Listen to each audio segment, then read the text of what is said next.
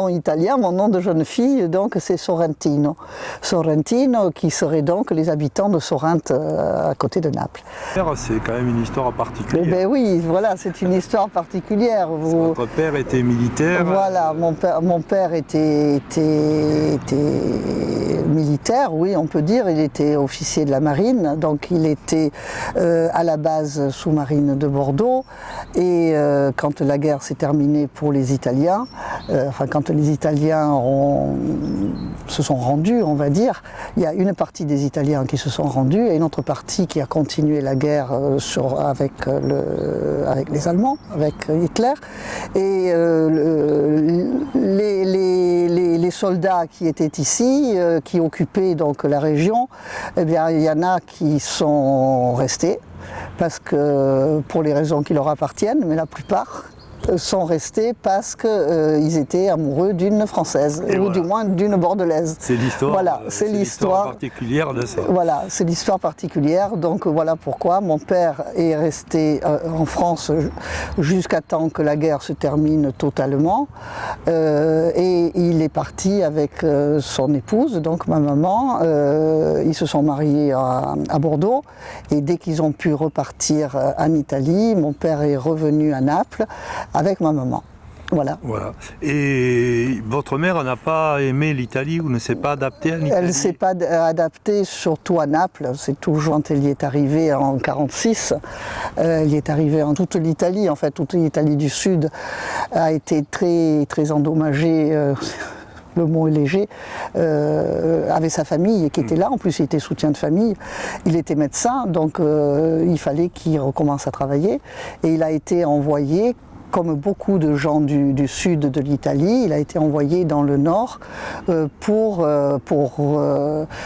exercer son métier de médecin, voilà. Donc il est parti à Belloun. Il est parti à Belloun, où il est resté pendant 2 ans, travaillant.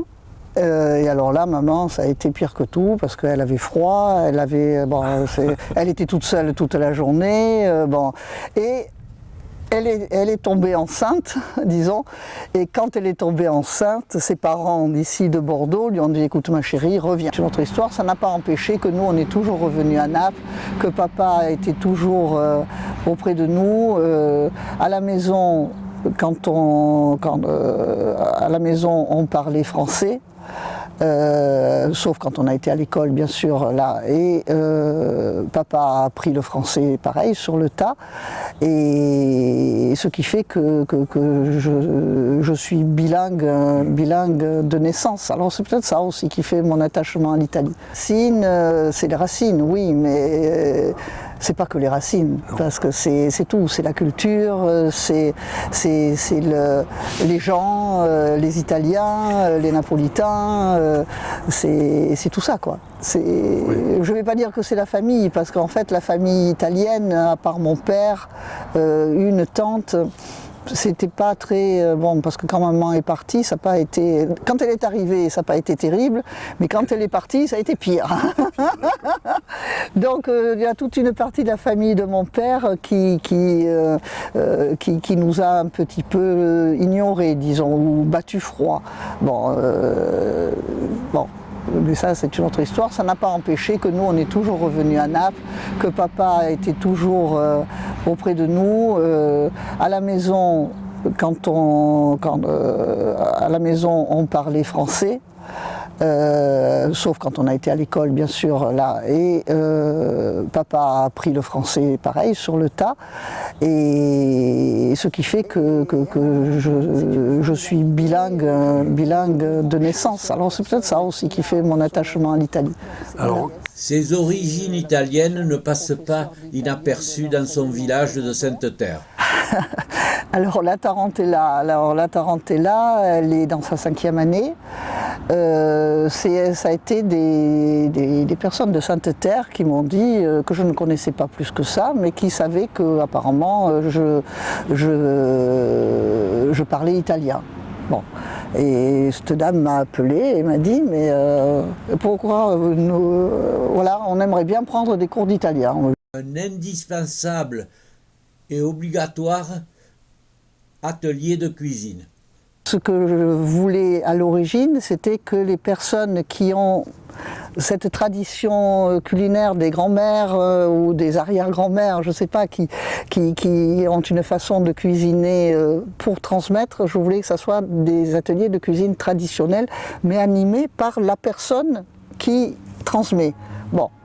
Alors, des fois j'en trouve, des fois j'en trouve pas. Quand j'en trouve pas, c'est moi qui m'y colle et je fais des recettes. Alors Bergame, voilà. là, quelle est la recette de Bergame? Alors Bergame, les casoncelli à la bergamasque, il se trouve que une personne qui fait toujours partie de l'association me dit voilà, mes beaux-parents arrivent. Mes beaux-parents, ils sont d'où? Ils sont de Bergame.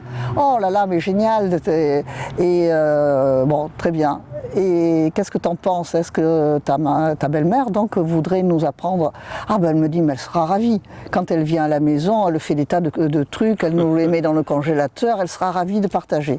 C'est-à-dire que moi j'ai envie de changer d'air, j'ai envie d'aller en Italie, j'ai besoin d'Italie et j'amène des personnes choisies. Je n'amène pas tout le monde. Ce n'est pas un voyage organisé, c'est un voyage où on partage. Dans la journée, on fait ce que l'on veut. Bon, bien sûr, je prépare tout ce que j'ai envie de voir. Tout ce que j'ai envie de voir. Les personnes choisissent, elles sont autonomes. On se retrouve le soir. Et le soir, dans un restaurant que j'ai au préalable choisi, parce qu'on ne peut pas se pointer à 19, 20 personnes dans un restaurant comme ça à l'improviste, donc tout ça est préparé bien en amont. Et là, on partage ce que l'on a vu. On n'a pas vu forcément la même chose, puisque bon, il y a des intérêts différents. Là, nous dormions à Bergame et on a été à Milan. On a visité plusieurs points de Milan, le lac italien. Et quand je suis arrivée à Bergame, je leur ai dit, attendez, on sort de l'aéroport, sentez l'air. Alors, ils me disent, oh non, ça sent le kérosène. Non, ça sent pas le kérosène, ça sent la fugue, ça sent la liberté.